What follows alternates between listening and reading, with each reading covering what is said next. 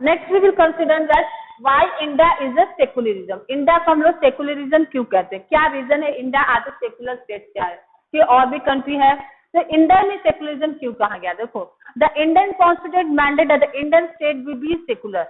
Indian constitution में क्या किया कि हमारे एज ए इंडियन स्टेट को हम एज ए सेकुलर स्टेट कहेंगे। According to the constitution only the secular state can realise the objective to insert the following. तो as a consider as a India as a secular state तभी कहा जाएगा if we fulfill all these three objectives। अगर हम ये तीनों objective fulfil कर लेंगे तभी हम इंडिया को as a secular state consider कर सकते हैं।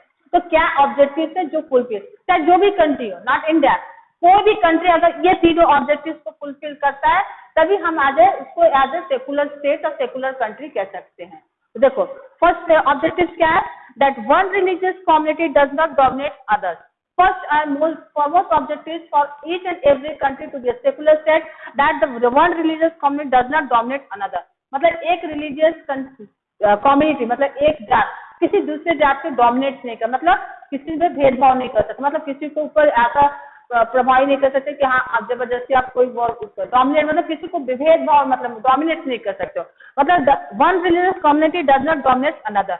मतलब एग्जाम्पल से आप हो जाते हैं जैसे हिंदू की मेजोरिटी है तो वो किसी मुस्लिम कम्युनिटीज को डोमिनेट नहीं कर सकते हैं, मतलब शर्मिंदगी नहीं कर सकते कि आपका रिलीजियस अच्छा नहीं है, आपका वो नहीं है, ये चीज नहीं करना, तभी हम आज इसको सेकुलर स्टेट कंसिडर सकते हैं। Means that one community does not dominate another. Clear समझ रहा है।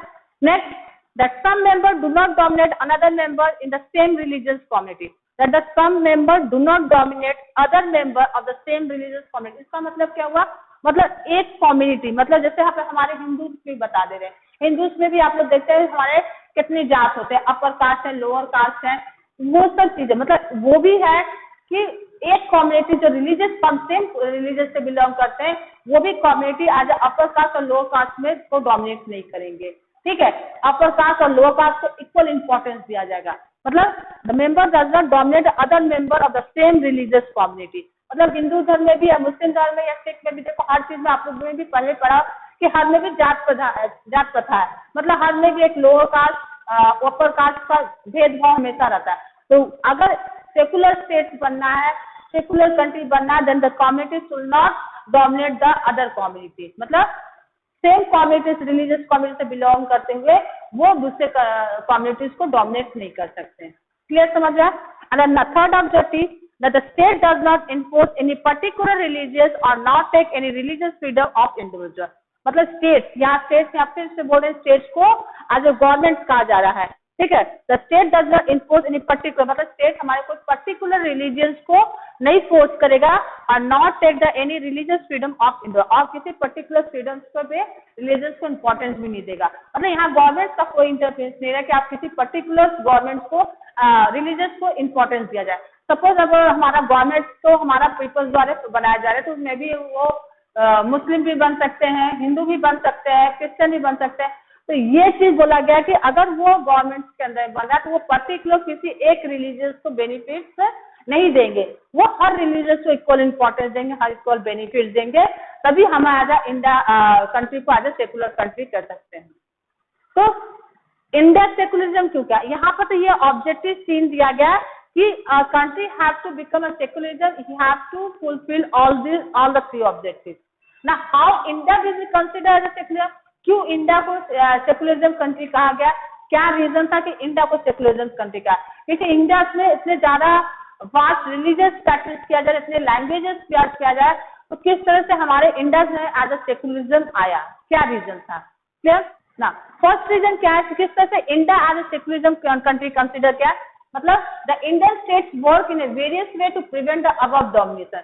जो हमारा इंडियन स्टेट है, मतलब हमारा जो इंडियन गवर्नमेंट है, वो क्या करे, तो क्या कोशिश करे, प्रिवेंट द अबव डोमिनेशन, जितने भी अबव डोमिनेशन है, जो भेदभाव हो उसको उन्होंने पहले हटाया कि हम किसी भी जाति में डोमिनेट नहीं करेंगे, भेदभाव नहीं करेंगे, हर को इक्वल इंपॉर्टेंस देंगे। First it uses strategy of distancing himself from the religion. First क्या रीजन था इंडिया को क्यों सेकुलरिज्म कहा, पहला रीजन था वो अपने स्ट्रैटेजी को अपने distancing himself from the religion, मतलब जो भी उसने स्ट्रैटेजी पॉलिसी लगाया है वो अपने रिलीजियस को हटा के किया है। मतलब किसी का पर्टिकुलर रिलीजियस को देख के वो अपने पॉलिसी और स्ट्रैटेजी नहीं लगा रहे, वो रिलीजियस को साइड में करके आज सबके लिए एज ए पीपल, मतलब ये नहीं कि आज गवर्नमेंट है वो हिंदू के लिए अदर बेनिफिट है, मुस्लिम के, उनको था कि वी आर द पीपल, मतलब पीपल्स के लिए रूल्स रेगुलेशन है, नॉट फॉर पर्टिकुलर रिलीजन के रूल्स रेगुलेशन नहीं होना चाहिए, ये चीज था। तो फर्स्ट का इंडियन गवर्नमेंट ने क्या किया, it use the strategy of distancing himself from the religion, मतलब अपने जो स्ट्रैटेजी पॉलिसी जो लगा रहा था वो अपने रिलीजन से सेपरेट कर रहा था, ठीक है। Now the Indian state is not ruled by the religious group nor does it support any religion। और इंडियन स्टेट क्या कर रहा था, वो कोई एक रिलीजियस ग्रुप को रोल नहीं करता था। जैसे सपोज अगर हिंदू का गवर्नमेंट फॉर्म हुआ, मतलब जैसे जो पॉलिटिकल जो फॉर्म कर रहा है उस समय उनका कोई जात नहीं रहता है। सपोज इस समय हमारा बीजेपी गवर्नमेंट है, तो बीजेपी गवर्नमेंट से अगर वो हमारे प्राइम मिनिस्टर चीफ मिनिस्टर आज हिंदू बने, हिंदू हैं, तो वहां पर उनका ये यहाँ पर रिलीजियस नहीं गया है कि आप हिंदू है तो हिंदू को प्रमोट करिए, ऐसा नहीं। उनके लिए हर पीपल्स इक्वल है, चाहे वो हिंदू या मुस्लिम। तो इनका क्या था, Indian state is not rule by the religious group, मतलब हम एज अ रिलीजियस ग्रुप पे रूल नहीं करेंगे, और not does it support any one religion, और ना ही वो अपने एक ही धर्म को प्रमोट करेंगे, वो हर एक रिलीजियस को प्रमोट करेंगे, एक पर्टिकुलर रिलीजियस को वो प्रमोट नहीं करेंगे ना। In India the government spaces like law courts, police stations, government schools and offices are not supposed to disperse to promote any one religion। देखो इंडिया में क्या है, गवर्नमेंट स्पेसेस में क्या हो रहा है, इंडिया में हमने क्या कह रहा है, हर लोग को इक्वल बेनिफिट है। Government spaces like law courts में हमारे हर आदमी को इक्वल इम्पोर्ट, चाहे वो बहुत ही रिच पर्सन हो या चाहे गरीब हो, अगर in the eyes of law if he break the law then he will be punish, ठीक है, अगर वो लॉ को ब्रेक कर देने पर। In the eyes of law all the people are treated equally, मतलब कोर्ट में कोई बड़ा या हिंदू मुस्लिम नहीं है, मतलब यहाँ पर जो हमारा लॉ है सबके लिए इक्वल है, इक्वलिटी है, कोई डिफरेंस नहीं है, हर के लिए, चाहे वो रिच हो चाहे लोअर हो, चाहे वो चोर हो या प्रधानमंत्री हो president, each and every person has an equal law for all, ठीक है, ये था। और क्या, पुलिस स्टेशन, गवर्नमेंट स्कूल और office are not suppose to discuss, मतलब कोई भी जगह पर, चाहे पुलिस स्टेशन हो या गवर्नमेंट स्कूल हो या ऑफिस हो या कहीं भी हो, किसी भी एक पर्टिकुलर रिलीजियस को प्रमोट नहीं किया। ऐसा नहीं आप हिंदू स्कूल खुले तो सिर्फ हिंदू पीपल्स के बच्चे ही पढ़ेंगे, मुस्लिम्स के नहीं पढ़ेंगे या क्रिश्चियंस के नहीं पढ़ेंगे, या क्रिश्चियन स्कूल खुला तो सिर्फ क्रिश्चियन के बच्चे, ये चीज सब चीज नहीं है। गवर्नमेंट ऑफ स्कूल चाहे जो भी, हर रिलीजियस को एज इक्वल इंपॉर्टेंस है। अगर आप जो बेनिफिट एक बच्चे को दे रहे हो सब बच्चे को बेनिफिट मिल रहा है, ठीक है। पुलिस स्टेशन में भी हर चीज को इक्वल इंपॉर्टेंस है, चाहे वो जो भी रिलीजियस से जुड़े, अगर आप एज अ क्राइम किए तो आपको पनिश उसी हिसाब से किया जाए जैसे सबको ट्रीट किया जाए। तो ये सब चीज था जो इंडिया को एज अ सेक्युलरिज्म स्टेट कहने के लिए कहा जा रहा है। This because of this the India is considered as a secular state, because India has to prevent all the our dominations, he does not make any discrimination between the religious group, मतलब वो अपने को as a religious group से कोई discrimination नहीं करा, and he has to make a separate the religious from their power, अपने power से रिलीजियस को सेपरेट किया है। इसकी वजह से इंडिया को एज अ सेक्युलरिज्म कंट्री कहा गया है। Clear? Now another second reason, the second way in which the Indian secularism worked to prevent the above through the strategy of not interfering. This meant that in order to respect the sentiments of all the religions, not to interfere with the religious practice, the states make a certain exception for particular religious communities। मतलब इसका मतलब क्या बोला गया है कि government क्या करे, जो हमारा इंडियन गवर्नमेंट है उनका जो पहला बोला गया कि हम किसी के भी वर्क में अगर वो रिलीजियस से प्रैक्टिस रहेगा तो हम कोई भी उनके वर्क में इंटरफेयर नहीं करेंगे। वो कोई भी प्रैक्टिस रिलीजियस को सेलिब्रेट कर सकते हैं।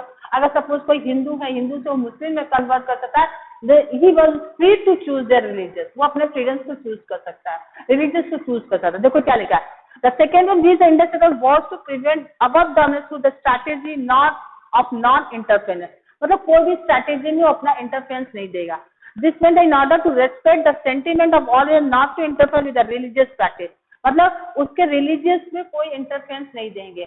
वो क्या प्रैक्टिस कर रहा है, क्या मेरा the state has certain exception for a particular religion, और द स्टेट का सिर्फ रिलीजियस कम्युनिटी से मतलब उसको प्रैक्टिस क्या प्रैक्टिस है, कौन सा फेस्टिवल सेलिब्रेट कर, कौन से धर्म को अपना है, उससे इनको स्टेट से कोई लेना देना नहीं। आप एज इंडियंस में हो, as you are the citizen of India, मतलब आपको इंडिया का सिटीजन कंसिडर किया। Doesn't matter whether you are Hindu, Muslim, Sikh और क्रिश्चियन, ठीक है, ये मैटर नहीं करता कि आप उस धर्म से बिलोंग करें। The matter that you have to be the citizen of India. Clear समझ में आया? ये चीज भी था जो एज ए इंडियन कॉन्स्टिट्यूशन में किया जा रहा था, जिसकी वजह से एज ए इंडिया को एज ए सेकुलरिज्म कंट्री कहा गया है। देखो यहाँ पर कुछ एग्जांपल्स दिया है। A group of friends who have recently brought the scooters and meeting to go for ride together. यहाँ पर ग्रुप ऑफ फ्रेंड्स को कहीं स्कूटर चलाने के लिए राइड करने के लिए बोला। तो यहाँ पे ये गवर्नमेंट इंटरफेयर है कि आप क्या कर रहे हो, क्या वर्क कर रहे हो, क्यों आप सिख मुस्लिम से मिल रहे हो, मुस्लिम क्यों सिख से मिल रहे, ये चीज नहीं करा जाएगा। मतलब इक्वल है, आप किसी से फ्रेंडशिप कर सकते हो, किसी से कोई भी वर्क कर सकते हैं, ये चीज बोला गया as a state. The Indian constitution had fulfil certain features also. क्या फीचर्स थे उसके?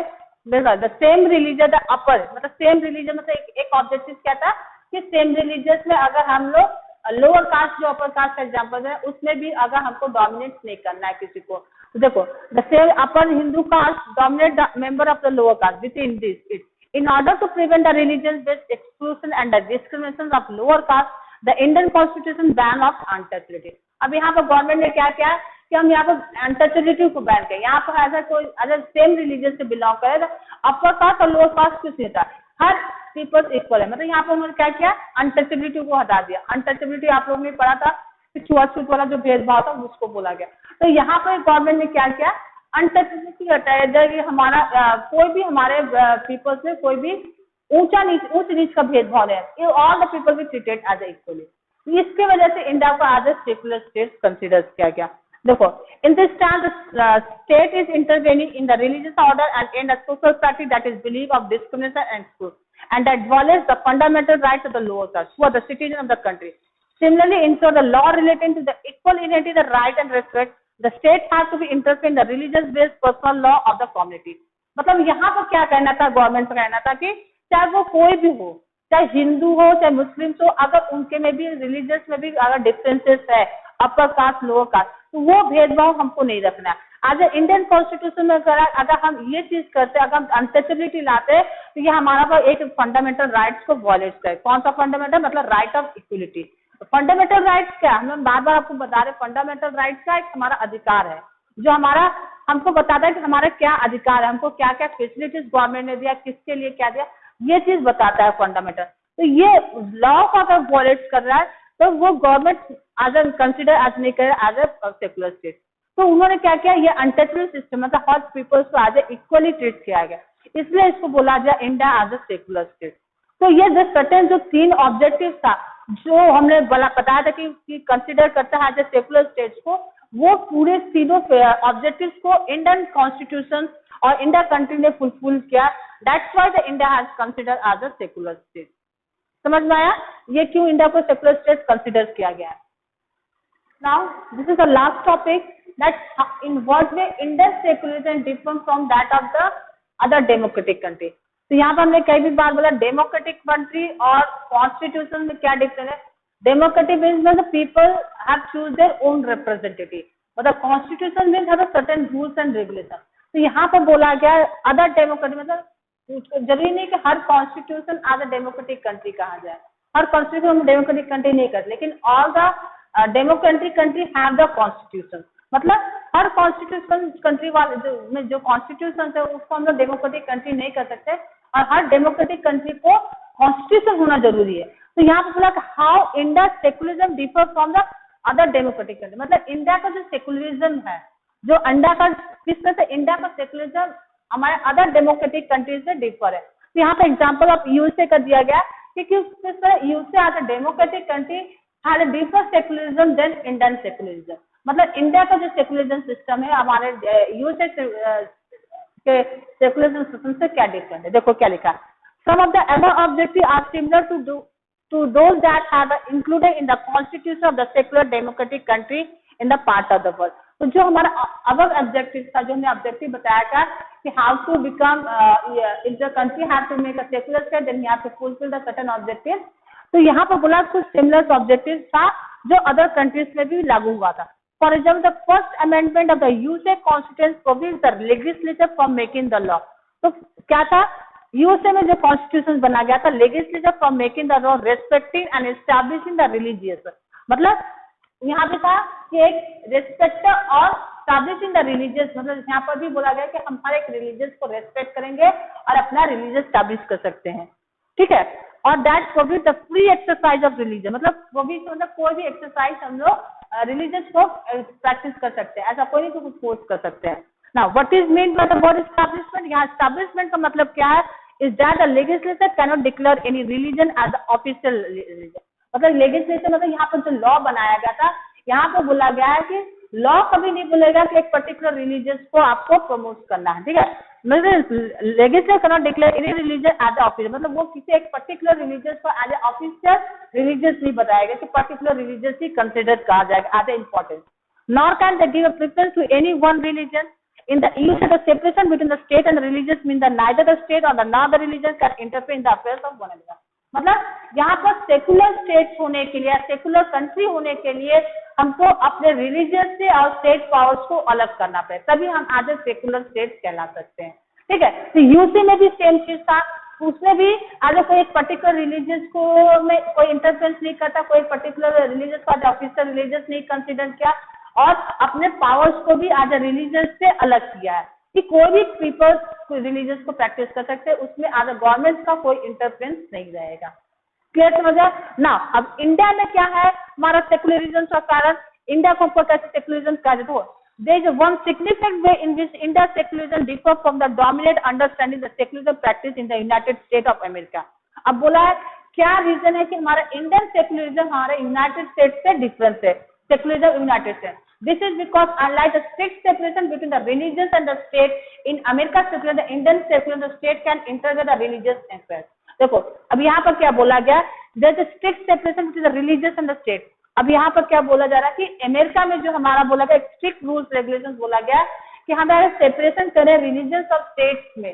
अमेरिका में यहाँ पर कोई ये नहीं है कि हमको स्ट्रिक्टली बोला गया कि हम इसमें कोई रूल्स रेगुलेशंस को फॉलो नहीं करेंगे आज स्टेट पावर और रिलीजियस में, लेकिन in India secular the state can intervene the religious, मतलब इंडिया सेकुलरिज्म में the state power can intervene. यहाँ पर क्या बोला गया कि यहाँ पर दोनों के कंट्रीज के कंपेयर किया गया कि आज यूनाइटेड स्टेट ऑफ अमेरिका में अगर रिलीजियस से लेकर कोई प्रॉब्लम आ रहा है तो वहां पर कोई इंटरफेरेंस वहां पर नहीं जाए, लेकिन हमारे इंडियन सेकुलरिज्म में state can interfere the religious affair, मतलब रिलीजियस अफेयर्स मतलब वो रिलीजियस के बारे में अगर कोई प्रॉब्लम आता तो उसको वो सॉल्व करते हैं। ऑल्सो इंटरवेंस था Hindu religious practice in order to abolish the untouchability. अब यहाँ पर क्या क्या मतलब गवर्नमेंट का यहाँ पर यूएसए और इंडिया का सेकुलरिज्म के बारे में बोला गया कि अगर यूएसए में अगर कोई रिलीजियस के रिलेटेड कोई भी प्रॉब्लम आ रहा है तो उसमें वो कोई भी दखल अंदाजी नहीं, लेकिन इंडिया में है अगर कोई प्रॉब्लम आ रहा है तो है। क्या एग्जाम्पल बताया, the Indian constitution intervened the Hindu religious practice in order to abolish that. तो जो अनटचेबिलिटी वाला था सिस्टम वो चीज क्या था इंडियन कॉन्स्टिट्यूशन ने हटाया, मतलब यहाँ पर हमारे लॉ मेकिंग बॉडीज ने बोला कि नहीं ये अनटचेबिलिटी सिस्टम हटना है। देखो in India secular through the state is not strictly separate from the religious, it does not maintain the principle distance wise are religion. अब यहाँ पर बोला गया एज इंडियन से क्या सेकुलरिज्म होने के लिए हमें एक डिस्टेंस मेंटेन करना है रिलीजियस और स्टेट फॉर्म में, वो चीज हमारे इंडिया में लागू नहीं हो पा रहा है। This mean that any interference in the religious by the state has to be based on the ideals laid down its constitution. मतलब इसका अगर कोई भी इंटरफेरेंस अगर रिलीजियस के द्वारा बाय द स्टेट के द्वारा हो रहा है वो क्या कर रहा है हमारे आइडियल्स और कॉन्स्टिट्यूशन के रूल्स को तोड़ रहा है। These ideas serve as a standard through the which we cannot judge whether the state is or not behaving according to the secular principle। अब इससे हम ये नहीं कंसीडर कर सकते कि आज इंडिया को हम लोग आज सेकुलर स्टेट कंसीडर करें या ना करें, क्योंकि कहीं कहीं ऐसा चीज होता है कि आज स्ट्रिक्टली वो रूल्स रेगुलेशंस नहीं फॉलो हो रहा है, मतलब कहीं कहीं वो जाति भेदभाव भी हो रहा है जो सर्टेन हो रहा है जिसके वजह से हमारे कॉन्स्टिट्यूशन के लॉज को एक सर्टेन रूल्स रेगुलेशन बनाना पड़ रहा है। ये चीज हमारे यूएसए में नहीं है। वही चीज बोला एज ए इंडिया को हम लोग ऐसा नहीं है कि हम लोग आज जज नहीं कर पा रहे हैं कि India is a secular state और नॉट, ठीक है। Now the Indian state is a secular and work in a various way to prevent the religious domination. The Indian constitution guarantee the fundamental right that are based on this secular principle. अब India लोग से क्या करें, जो Indian constitution क्या करें वो certain policy और स्ट्रैटेजी अप्लाई करें ताकि इंडिया को as a secular state consider करने के लिए उन्होंने डिफरेंट स्ट्रैटेजी और पॉलिसी अप्लाई करें। क्या क्या स्ट्रैटेजी पॉलिसी है, फर्स्ट उन्होंने क्या किया प्रिवेंट द रिलीजियस डोमिनेशन, जो हमारे रिलीजियस में डोमिनेशन उसको भेदभाव को हटा रहे हैं। The Indian constitution guaranteed the fundamental right that are based on this secular. मतलब Indian constitution certain fundamental rights बनाए हैं जिसपे हमारा ये सेकुलर प्रिंसिपल बेस्ड हो रहे हैं। जैसे सेकुलर प्रिंसिपल मतलब right to freedom, right to equality, right to against exploitation, ये सब सर्टेन फंडामेंटल राइट्स है जो हमारे सेकुलर स्टेट्स को कर रहे हैं, मतलब एडवांटेज दे रहे हैं कि हम आज इंडिया को सेकुलर स्टेट कंसिडर कर सकते हैं। मतलब ये फंडामेंटल राइट कौन दे रहा है? कॉन्स्टिट्यूशन दे रहा है। मतलब अब हमारा क्या ऑब्जेक्टिव था सेकुलर स्टेट का कि हमको अदर स्टेट्स को ऑल्सो रिलीजियस से सेपरेट कर, मतलब कोई इंटरफेरेंस है। लेकिन हमारे इंडियन कॉन्स्टिट्यूशन में ऐसा नहीं। इंडियन कॉन्स्टिट्यूशन जो हमारे देखो सेकुलर स्टेट बनाना चाहता है इंडिया, लेकिन उस रूल्स रेगुलेशन को थोड़ा सा लागू करे ताकि पीपल्स भी उसको फॉलो कर सके। ठीक है, देखो indeed it is precisely because such violations happen frequently that we need a constitutional mechanism to prevent them from happening। अब हमें एक कॉन्स्टिट्यूशनल मैकेनिज्म चाहिए ताकि हमारा ये प्रिविलेज हट सके, हमारा जो भेदभाव जो डिस्क्रिमिनेशन भावना है ये सब हट जाए, ये लॉस हट जाए, तभी हम आज इंडिया को आज सेकुलर स्टेट कर सकते हैं। The knowledge that such right exists make us sensitive of their violation and enable us to take action with this violation take place। और अगर कोई भी लॉ पीपल इस लॉ को वॉलेट कर रहा है, then we must take action for breaking the violation of the law. मतलब यहाँ पे ये बोला गया है कि इंडियन सेकुलर स्टेट में कि अगर कोई भी अगर secular as a Indian state है, मतलब तो अगर कोई इस लॉ को ब्रेक कर रहा है then he have to get the punish. If कोई भी अगर लॉ ब्रेक है, मतलब एक certain rules and regulation that was made by the Indian constitution for the people, कि अगर इंडिया आज सेकुलर स्टेट को कंसिडर कर रहे हैं, लेकिन आप अगर कहीं भी अनटचेबिलिटी में पाए जा रहे हो कि आप भेदभाव रख रहे हैं या कोई रिलीजियस प्रैक्टिस में जबरदस्ती किसी को करे, then you will be get punished by the law. ठीक है, कि आप किसी को कोई चीज फोर्सली कोई चीज अप्लाई नहीं कर सकते, किसी से कोई चीज जबरदस्ती नहीं कर सकते, अनटचेबिलिटी का भेदभाव नहीं कर सकते, ये चीज नहीं कर रहा है। अगर आप करते हो then you have to be punished. ठीक है, तो India will be considered as a secular state by filling all these objectives, by breaking the certain rules and regulations by the Indian Constitution, so that we will be enjoy all the benefits given by the Constitution। ठीक है, तो ये सब था, ये पूरे topic था chapters के। I hope you will understand all the chapters, and if you have any problem regarding this topic, you can ask me in the class। Okay, thank you।